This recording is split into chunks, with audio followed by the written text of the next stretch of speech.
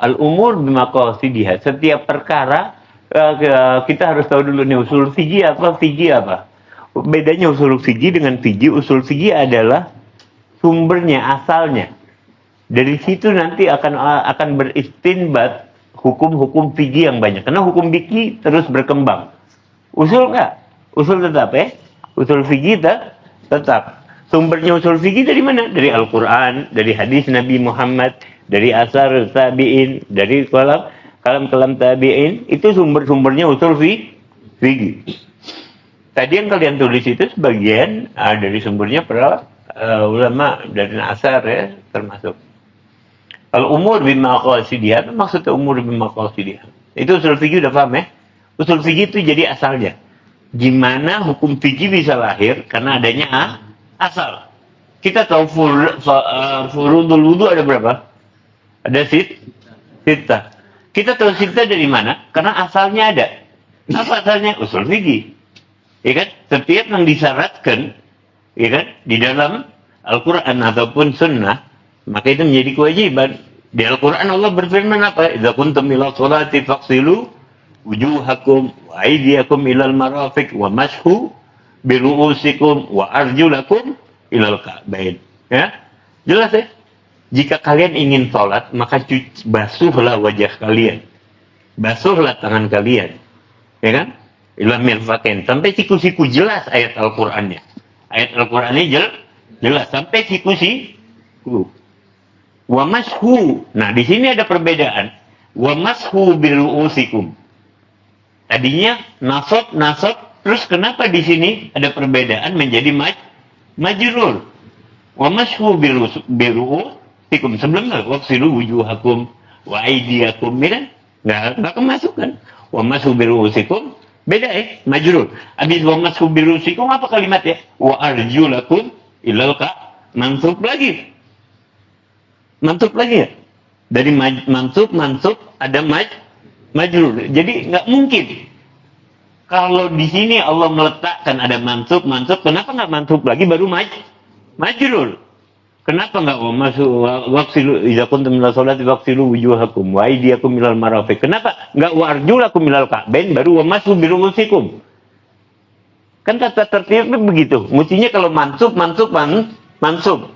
Tapi karena Allah menginginkan ada tartib di situ, adanya tartib. Karena tartib nggak ada di dalam Al-Quran. Ada Allah sebutkan tartib?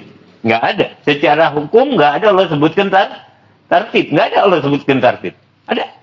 Nggak ada. Dari mana kita tahu tartib? Nah, ini dari ilmu usul fikih. Dari mana tahunya tartib? Dari ilmu usul fikih. Karena nggak mungkin habis nasab terus majrur tanpa ada apa? Ada tujuan tertentu. Orang habis gitu nasab lagi, kecuali habis gitu nggak ada nasab lagi. Mungkin nggak ada tujuannya. Tapi habis mansub, majrur, terus mansub lagi. Pasti ada tujuan tertentu. Maka disitulah ulama fikih, ulama usulul fiqh beristinbat bahwa harus tertib. Kenapa? Karena ayat mengandung ketertiban di situ. Kalau nggak mengandung ketertiban, lugatul arabiyah mestinya habis mansub baru bisa majrur. Jangan nggak ada jeda. Mestinya seperti itu. Karena wa arjulakum nanti maktufnya kepada waqsilu wujuhakum. Ya, bukan maktuf, bukan mengikuti. Kalimat atof itu artinya kalimat yang mengikuti. Paham nggak sampai sini? Kecepatan nggak Bik Majar? Karena kalian harus paham ya. Karena dari sini nanti kalian banyak menertibkan, mendapatkan hukum-hukum yang baru tanpa perlu kalian belajar fikih banyak-banyak sebenarnya. Karena hukum fikih capek, kita fikih banyak banget. Tapi sampai muntah kita baca kita fikih. Saking. Cuman kalau kita tahu hukum fikih, tahu hukum usulul fiqh, akan mudah bagi kita untuk apa? Mengetahui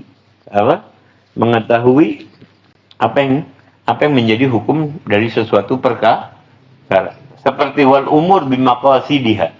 Yang pertama. Niat juga nggak ada, di situ ada niat. Ada niat nggak? Di ayat Al-Quran. Waqsilu wujuhakum, ada niat nggak? Nggak ada, langsung basuh. Kenapa ada niat? Mana niat? Kenapa di furudul wudu ada niat? Mana dalilnya? Mana dalilnya niat? Nggak ada di ayat Al-Quran, ada di hadis Nabi Muhammad. Mana hadisnya? Hadis pertama Arba'in Nawawi apa? Innamal a'malu binniyat. Sungguhnya amal tergantung nih. Ya, apa bedanya dengan umur bimaqasidiha? Nggak ada bedanya. Cuman kalimatnya aja. Al-umur tergantung tujuan, setiap perkara tergantung tujuan, tergantung niatnya. Dari sini paham nggak? Kalian sholat duhur, ya kan? Kalian sholat duhur di waktu azan, nggak sah. Gobok kalau kalian ada, nggak bisa kecuali gobok. Atau sholat duhur sekarang bisa nggak? Tujuan kalian sholat duhur, nggak sah karena belum masuk waktu. Tujuannya nggak pas. Nah, tujuan suatu perkara tergantung dengan tujuannya. Tujuannya apa? Kalian orang sujud, ngeles dari tebasan pedang atau lemparan batu karena takut kena batu, dia sujud. Sah nggak sujudnya? Nggak sah. Kenapa? Nggak ada tujuan ketika mau sujud. Banyak ya. Lempar orang batu, ngeles. Sujud sekalian. Bukannya sujud, ngeles dari batu. Boleh? Nggak bisa. Harus sujud dengan niat sujud. Harus ruku dengan niat ruku. Maksudnya bukan karena sesuatu wa an la yataharrak biha. Nggak boleh bergerak sesuatu, nggak boleh bergerak. Maksudnya tidak akan bergerak sesuatu kecuali dia menginginkan untuk melakukan hal tersebut. Maksudnya seperti itu. Al-umur bimaqasidiha. Apa contohnya di situ kalian tulis? Lihat, mulut ucap salat zuhur, artinya salat asar. Salat asar saja. Kenapa? Karena nih, walau dia nggak ngerti deh, asal ngucap aja. Tapi niatnya salat asar. Mulut kan talafut biha sunnah. Salah di mulut nggak masalah. Niat tempatnya di mana? Di dalam hati, jelas. Niat tempatnya di dalam hati. Jadi al-ibrah bimaqasidiha. Kalau dia salat zuhur di waktu dia salat asar, apa mulutnya mengucapkan salat asar, tapi niatnya zuhur, sahnya zuhur. Karena mulut nggak digerak. Karena kita kalau mulut bisa kelepasan, bisa salah. Kalau niat, insya Allah nggak bisa salah. Ya, tahu kita niat. Karena kalau orang yang nggak ngerti bahasa Arab, sok-sokan niatnya pakai bahasa Arab, salah semua nggak taunya. Usolli fardal maghribi arba'a raka'atin mustaqbilal qiblati lillahi ta'ala. Tapi padahal dia tahu dia pengen niat sholat maghribnya 3 rakaat sah nggak? Sah. Kenapa dia nggak sah? Karena mulut talafut itu sunnah, salah di talafut. Yang penting pada hakikat niatnya, di niatnya 3, dapat 3 sholat maghrib, maka hukum sholatnya sah. Jelas sih? Nah, banyak ya hukum yang bisa dilahirkan. Banyak nggak? Banyak hukum yang bisa dilahirkan dari satu kaidah fikih. Al-umur bimaqasidiha. Ya kan? Orang pergi ke tanah suci pas musim haji, tapi di jalannya mau melihat Ka'bah doang. Dapat haji. Enggak dapat haji. Qadziyatul haram linusuk. Itu haji. Apa? Tujuannya berziarah ke Masjidil Haram dengan niat ibadah. Kalian mandi perempuan yang mandi atau yang laki-laki yang lagi junub mandi. Niat kalau mandi untuk membersihkan badannya cukup. Niat, biar wangi mau ketemu orang. Cukup. Nggak niat araful janabah. Nggak cukup. Tapi walaupun dia ngucapin saya mau mandi biar wangi, tapi hatinya niat sekalian mau ngangkat raful hadasul haid atau raful janabah, maka cukup. Ya. Kalian niat kemarin puasa Arafah, sekalian niat godok di dalam hati kalian dong. Asal waktunya setelah maghrib. Walaupun ada gol yang berkata dari habis maghrib sampai dengan sebelum waktu zuhur. Ya, ada gol kalau puasa sunnah. Boleh niat ya. Sekalian digodok, boleh dapat godok, dapat puasa Arafah.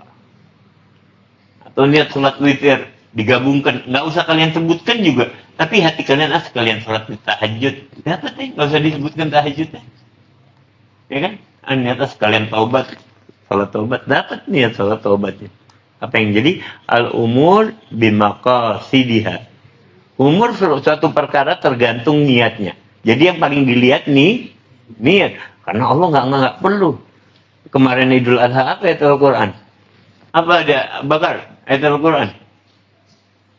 Nah, tentang kurban apa? Bikin Allah yang lagu-lagu gitu. Ya. Nggak dilihat darahnya, dagingnya nggak penting bagi Allah. Allah lihat apa hati kita dan takwa kita yang pengen Allah lihat. Jadi sangat disayangkan kalau kita sholat, hati kita, tujuan kita nggak menghadap Allah, tapi karena manusia. Waduh, ngaco deh. Nah, jadi kalau kita tahu hakikat kehidupan, kita tahu hakikat diri, ketika kita sholat, ya kita ngadep Allah. Bukan pengen dipuji manusia. Bukan karena manusia. Ngadepnya jangan kiblat begitu. Ngadepnya manusia aja. Kalau hatinya ngadep manusia. Ya kan? Ya? Secara syariat sah. Tapi secara hakikat, kalau kata orang-orang sufi di dalam kitab Risalah Qusairiyah, orang sufi ini dianggap sesuatu yang langka. Nggak bisa dikerjakan. Padahal dulu zaman Nabi paling sufinya sufi. Nggak ada yang lebih sufi dari Nabi, nggak ada yang lebih warok dari Nabi, nggak ada yang lebih husuk dari Nabi, nggak ada yang lebih huduk dari Nabi, bahkan nangis tengah malam. Sujud, sampai kakinya bengkak. Saking husuknya Nabi. Saking tahu hakikat Rabbani ya. Jadi jangan dianggap ini ilmu nggak penting, ini ilmu yang penting ya. Karena harus berbarengan, karena nggak bisa. Kalau syariat aja kalian capek akhirnya. Seperti sekarang kalian ngerjakan apa-apa pasti capek ibadah. Kenapa? Karena merasa terpaksa. Bukan merasa itu menjadi kesenangan buat kalian. Ya, sama Allah juga begitu. Ketika disebut Allah ini pencemburu. Allah sangat cemburu. Kalau kita beribadah sama Allah, tapi hati kita berpaling dari manusia lain, malah ngelihat manusia lain, bukan melihat Allah, bukan menghadap Allah, padahal wajhatu wajhillahi fataras samawati wal ard. Ya kan? Aku hadapkan diriku kepada pemilik langit dan bumi. Wah, mana betul enggak? Inna salati wa nusuki wa ma yahya wa mati lillahi rabbil. Mulut begitu, tapi hatinya kalau nggak begitu nggak dapat tujuannya. Hakikat salatnya nggak dapat, walaupun itu di hakikatnya, tapi hukum fikihnya tetap sah. Karena nggak tahu hati kecuali orang itu sendiri. Makanya ketika siapa? Usama bin Zaid, sahabat Nabi yang paling disukai sama Nabi, abahnya paling dicintai Nabi, Zaid bin Harith. Anaknya Usama juga pernah memimpin perang, peperangan, pemimpin, padahal Khalifah Abu Bakar ada di belakang. Umar ada, dia memimpin perang Usama bin Zaid. Pernah suatu ketika dia lagi cerita kemenangannya, lagi seru-serunya, dia cerita sama Nabi, ada tadi ya Rasul, orang sudah mengucapkan la ilaha illallah karena dia takut, lantas aku tebas kepalanya. Karena dia menurut Usama, dia melakukan hal tersebut agar selamat. Kata Nabi, hal sakok tak golba. Apa kau belah dadanya sehingga kau tahu isinya? Marah Nabi. Sampai merah dalam riwayat. Ya, kenapa? Karena ibroh nggak ada. Niat seseorang nggak boleh kita masuk campur di dalamnya. Itu antara diri kita sama Allah. Kita nggak ada yang tahu niat kita. Kecuali diri kita dan Allah. Jadi nggak harus kok juga kata Nabi. Ya, apa kau belah dadanya sehingga kau tahu dalam hatinya? Ada Nabi.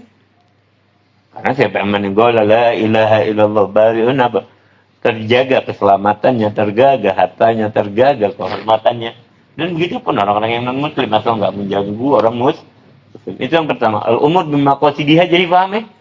Coba kasih contoh Habib. Siapa yang bisa kasih contoh Habib?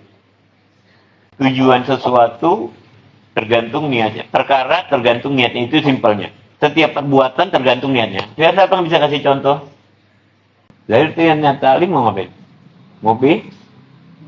Mau pintar. Nah, kalau ternyata bukan niat mau pintar, dapetnya pintar kan nanti? Dapetnya pintar ya. Tergantung tujuan kita, nanti Allah permudah sih maksudnya.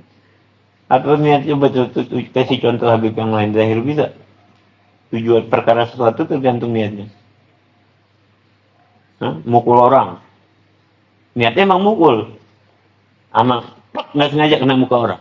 Beda. Karena nanti ada di hukum kisos, orang bunuh sengaja, orang bunuh nggak sengaja. Beda hukumnya. Yang satu wajib dikisos, yang satu enggak. Berarti dia. Beda hukumnya nanti. Biar. Yang sengaja, nggak sengaja beda. Dan tapi di situ nanti, walaupun urusan hati, hakim bakal melihat. Mana kelihatan yang unsur nggak sengaja? Misalnya tabrakan, menyebabkan kecelakaan. Kalau emang niat nabrak sih, memang niat nabrak. Beda. Kalau accident, kecelakaan menyebabkan kematian seorang. Ngantuk dia tengah malam, nyetir jedet. Kayak kejadian kemarin ada habaib satu meninggal. Niatnya baik. Mau ziarah, Masya Allah, Masya Allah, Masya Allah. Itu. Nah, umur bermakhluk dia. Dia niatnya ke Gresik untuk ziarah. Untuk suatu perkara yang soleh. Meninggal di jalan. Fisabilillah. Ya, ya tuh. Kalian di sini, kalau niatnya cuma main-main di pondok, dapetnya main-main ya. Tapi kalau niat belajar betul, ngikutin aturan, meninggal dalam keadaan belajar, maka dicatat fisabilillah nggak? Man salaka tariqan yaltamisu fiha ilman, salakallahu tariqan ilal jannah. Dalam riwayat sahalallahu tariqan ilal jannah. Dijalankan menuju surga, di riwayat lain dimudahkan menuju surga. Bayangkan siapa yang berjalan menuntut ilmu musafir. Kalian ya setiap hari malaikat aja beristighfar sama kalian. Bahkan hitan fil bahar. Bahkan ikan-ikan yang di lautan begitu banyaknya binatang laut. Kenapa disebut hitan fil bahar? Karena lebih banyak binatang yang ada di dasar laut, lebih banyak jumlahnya ketimbang yang di darat. Ya, itu beristighfar bagi orang yang menuntut ilmu. Betul nggak tapi menuntut ilmu? Nah ini tergantung. Kalau kita betul menuntut ilmu, maka nggak usah capek istighfar, mak. Hitam fil bahar, ikan-ikan yang di lautan mah beristighfar buat kita ya. Tapi betul menuntut, bayangkan istimewanya seorang penuntut ilmu. Bukan satu perkara yang mudah, karena menuntut ilmu nggak ada habisnya. Tadi ya, jadi mukul sengaja nggak sengaja beda hukumannya. Ya tergantung tujuannya. Kalau dia tujuannya emang mau nabrak orang sampai mati, beda. Atau niatnya nyelakain doang, nggak taunya mati. Sama, dilihat tujuannya. Kalau niatnya cuma nyelakain kupingnya doang, nggak taunya kena leher. Nanti dilihat. Itu ada qatlu amdan, ada membunuh secara sengaja dengan niat, ya kan? Di dalam pasal undang-undang KUHP juga jelas ya. Pembunuhan berencana, ada pembunuhan yang nggak berencana, ngerampok niatnya. Tapi orangnya bangun dibunuh, beda hukumnya. Beda ya. Nah itu delik-delik yang bisa dilihat. Ini orang berencana atau tidak berencana. Ini nggak diambil duitnya tapi dibunuh. Dan bermusuhan lah. Sama, udah jelas berencana. Nah, walaupun nggak masuk di dalam niat, tapi ada unsur-unsur yang dapat menyebabkan seorang hakim memutuskan ini punya niat atau tidak. Paham ya? Sampai sini? Walaupun niat urusan kita sama Allah, tapi ada unsur-unsur nanti. Kalian berkaitan dengan hubungan sosial. Beda halnya dengan ibadah. Yang hubungannya apa? Dengan Allah. Kita nggak boleh masuk di dalamnya. Tapi kalau hubungan sosial ada nanti ya. Banyak ya. Makan duit orang nggak sengaja. Dari mana nggak sengaja? Karena kata kalau amal bainakum bil batil, tidak boleh makan harta sebagian kalian dengan sebagian yang lain dengan cara yang batil, dengan cara yang salah. Nah itu termasuk dalil dari Al-Quran yang mengatakan ini hukum usul fikih. Dalil usul fikih di Al-Quran. Berikut contoh-contoh yang disebutkan oleh Al-Imam Muhammad As-Sidqi Ibn Ahmad Al-Burni Abu Haris Al-Ghazi dalam kitabnya. Pertama, ahallallahu al-bai' wa harrama riba. Itu udah usul fikih ya, dasar usul fikih. Bai' udah pasti halal, kalau riba udah pasti haram. Makanya cara-cara supaya nggak jadi haram, nggak masalah. Wala ta'kulu amwalakum bainakum bil batil wa tadlu biha ilal hukami.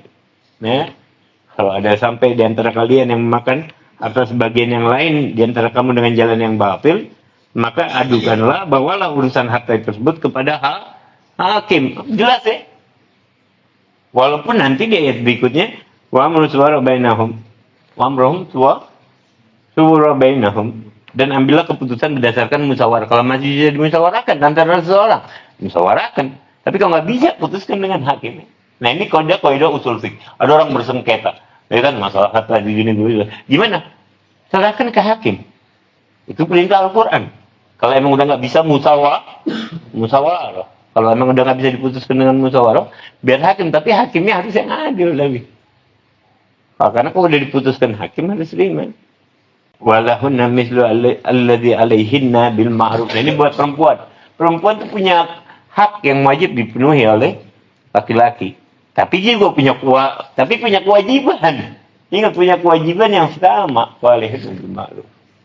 Itu dari Al-Quran. Ya, dari tentang usul fikih di dalam Al-Quran yang dicatat tadi Abu Bakar. Sampai sini paham? Paham nggak? Yang pertama paham nggak? Paham ya? Paham. Melempar lagi main bola nggak sengaja ya, melempar kena kepala orang, kuping matanya buta. Nah, kena kisos nggak? Nggak kena. Kenapa? Tujuannya nggak niat ya. Tapi kalau orang main bola niat nekel memang ya, matanya kakinya orang kena kisos ya, kaki. Lihat, rijli. Kaki, tangan dibalas tangan nggak? Paham ini paham? Ada yang bisa ngasih contoh? Habib mau minta contoh dulu 5 orang.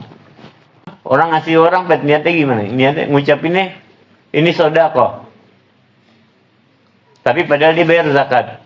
Niatnya bayar zakat, tapi ngucapinnya sodako. Jatuhnya apa? Niatnya zakat. Niatnya zakat, jadi jatuh zakat. Karena sodako juga sodako hadis Nabi layak lurus sodako, maksudnya sodako wajibah.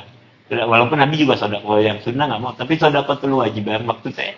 Sodako itu ada 2, ada sodako yang wajib yaitu zakat, ada sodako yang masnun yaitu kita sodako yang biasa. Jadi tergantung niatnya. Kita ngasih orang, niatnya apa? Oh, niatnya bayar kafaroh kita, tapi malu mau bilang kafaroh ya. Ini hadiah lah, sodako lah buat kalian. Boleh, karena sodako ada yang sunnah, ada yang wajib. Nggak perlu dijelaskan yang wajib atau yang sunnah. Kita bilang aja ini sodako. Padahal dia kita bayar zakat. Udah telat soalnya. Boleh nggak? Boleh, karena sodako ada yang wajib, ada yang sunnah. Ya, paham? Kalian duduk di masjid, niatnya i'tikaf dalam hati, dapat i'tikaf deh. Tapi nggak niat, dapat nggak?